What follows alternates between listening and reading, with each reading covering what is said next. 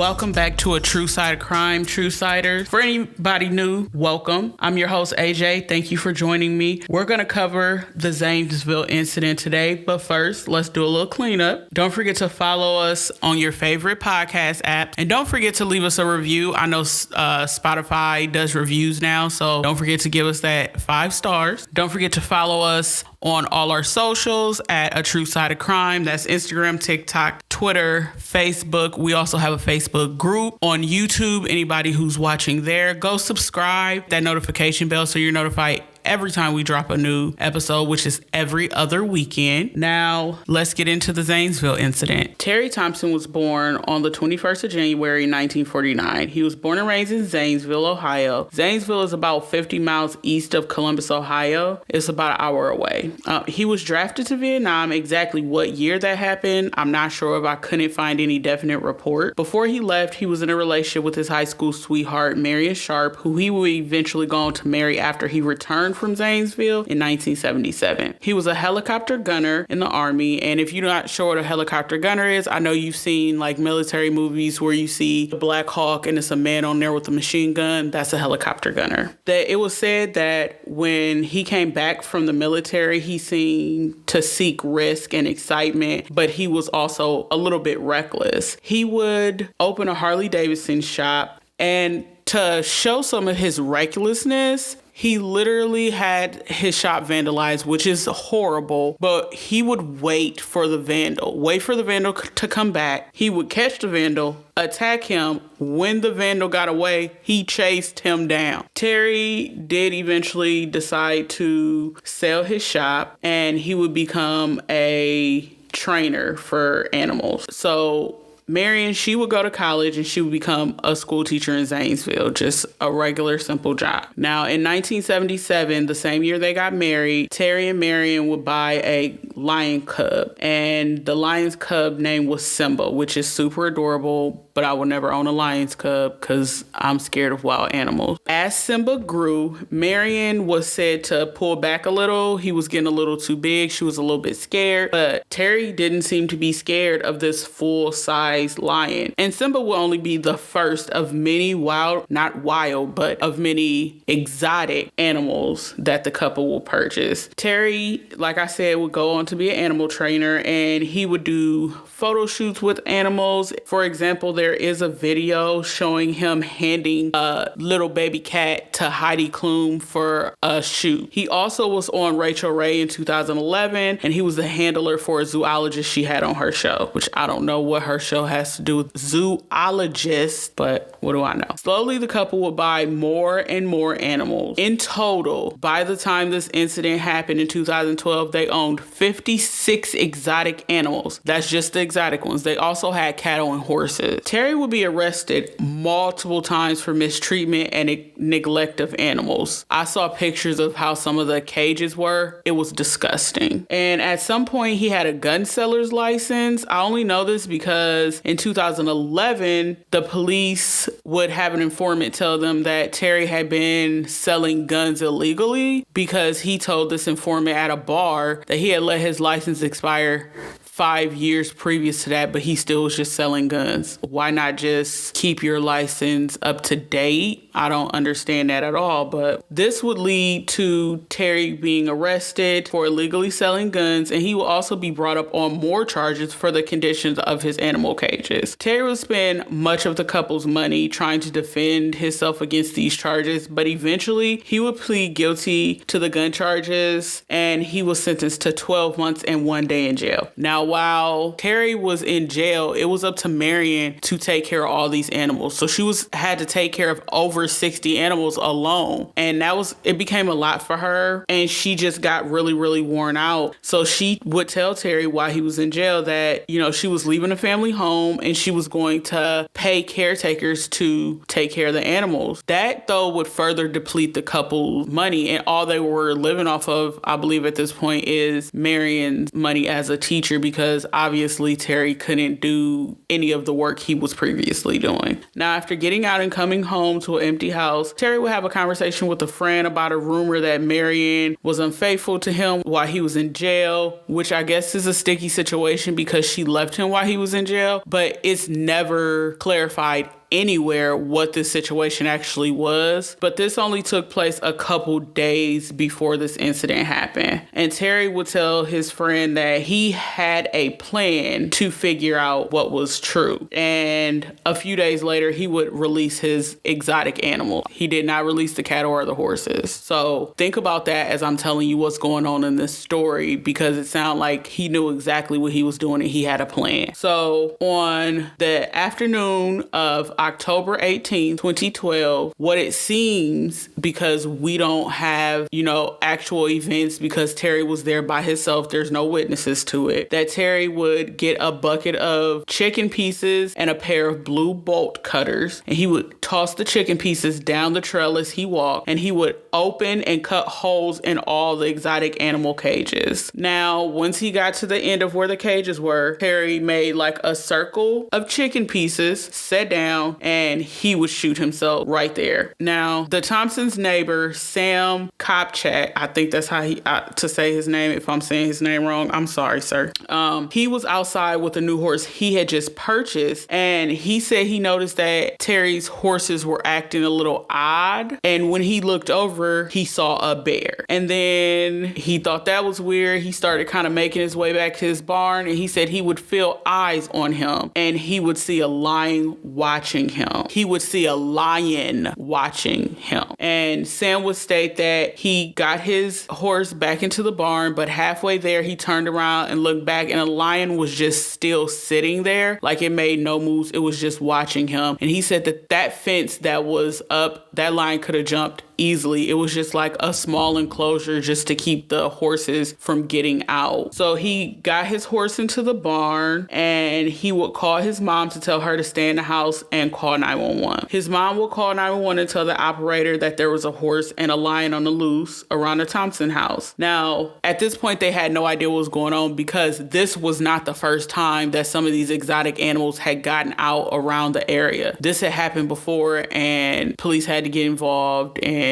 animal control, all that good stuff. So as the police begin to go to this home, they slowly realize that it's more to that 911 call. It's not just two animals loose. A deputy would say that he got to Sam and his mom's house and knocked on their door, and then a wolf would come at him. And the mom would say that she saw this deputy shoot this wolf just feet away from her because it was coming after the deputy. So some of the 911 operators were also concerned with the animals making it to Highway 70, which would be a really bad thing for the animals and all the cars, because if you're braking for an animal, that's going to cause a pileup. If you don't brake for the animal, you're going to hit the animal, which is going to kill the animal. So the closer the animals would get to homes and to the highway, the sheriff was trying to make a decision about what he needed to do. Now, the dispatchers would call the zoo, and they would talk to some veterinarians. The zoo down there was called the Wild, and the vet, I cannot remember that vet's name, and I should have wrote it down, but I did not. She said that it would take 10 minutes for tranquilizers to kick in these animals. It's not like the movies. It's not like you shoot the animal and then the animal just fall out. That is not the way that happens. Remember that this is not the way that happens when you start to judge their next actions, okay? Now, where these animals were was about 2 miles from a school and residential area. So Sheriff Lutz had to make a really hard decision, and he decided to tell his deputies that they needed to shoot to kill the animals because they did not want them hurting people. It is reported that it said a big cat was on a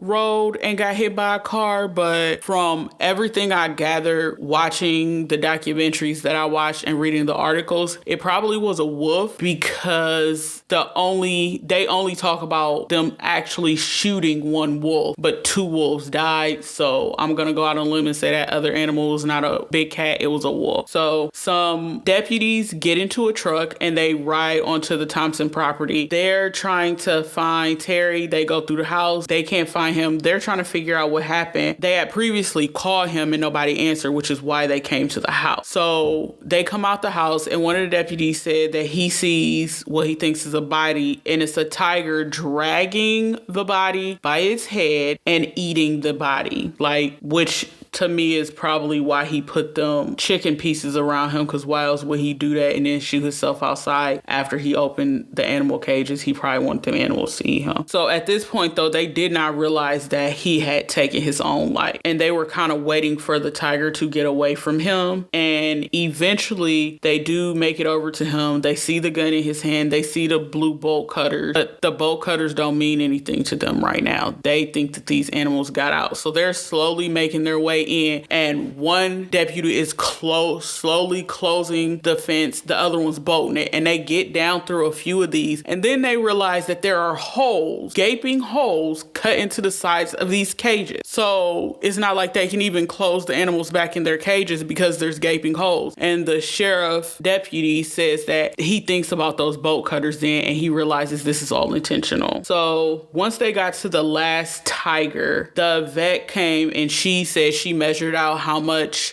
tranquilizer they should need to take down this tiger, and she shoots the tiger. She says at first she thinks that it's the tranquilizer actually helped and that the tiger is out, but then the tiger lunges at her and they have to take out that tiger too. And there's a clip of the sheriff talking about how many animals they had to kill, and I'm gonna have that clip inserted, but the amount of animals that would die would be 50. 2 wolves, 6 black bears, 2 grizzlies, 9 lions, 8 lioness, 1 baboon, 3 mountain lions, 18 tigers. Oh, and there's a monkey that's on the loose. They can't find the monkey, and this monkey has herpes. They are able to restrain 1 monkey, 2 bears, and 3 leopards. They just kind of didn't leave their cages. They just kind of chill where they were. They didn't want to be bothered, and they were initially taken to the Columbus Zoo. Later on, Marion would go get them and then bring them back from the zoo. She bring them back to Zanesville. And because of what Terry did, they changed the laws on exotic animal ownership in Ohio. As a private person, you can't just be owning exotic animals to the extent that he did. He owned 56 exotic animals. Like for what? And they called it an animal preserve. I think that's a little bit generous. It was like the videos that they show. It's not a preserve. He just had these animals in cages that weren't even suited for them. It's ridiculous. And they don't know why Terry did any of this, what his motives were. Some people say that it was to keep the animals from starving to death. Some people say it could have been revenge. The only thing we do know is that Terry was in severe debt and he had lost his wife, and he was potentially being brought up on more charges. Like, he took his own life and then he put all these other people in danger. That's the question.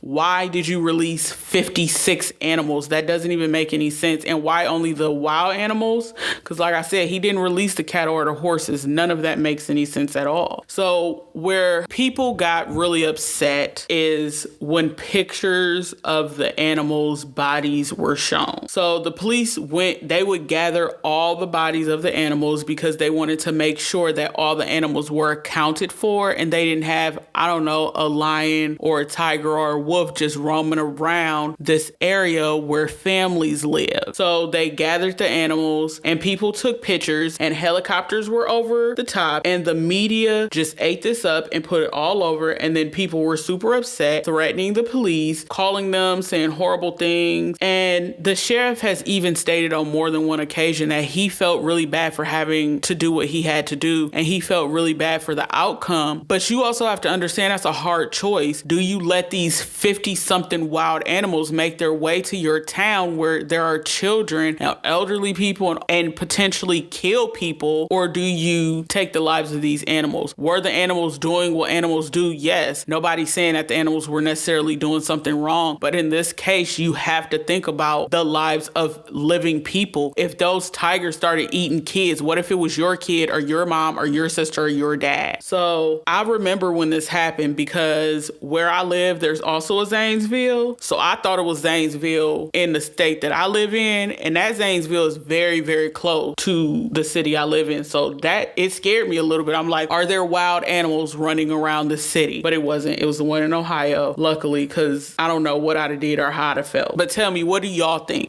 Do you think that the sheriff made the right decision? I know I believe that he did, because I believe that he put, the lives of these people who were just living their lives in this community over the bunch of animals. And if it was just one or two, I could say, yeah, y'all could definitely catch those animals. But I don't know how you catch 50 something animals and keep them from attacking people, because exotic animals move swiftly. So let me know what you think. If you think that they made the bad decision, you think that this situation could have been avoided. And that's the Zanesville Incident. Don't forget to follow and subscribe to our YouTube channel and on your favorite podcast apps. It is a huge help for the show. It allows us to be seen a little bit more. Don't forget to share this episode if you liked it. Thank you so much for listening or for watching if you're on the YouTube version. Remember, continue to be the amazing people you always are, and please don't get murdered.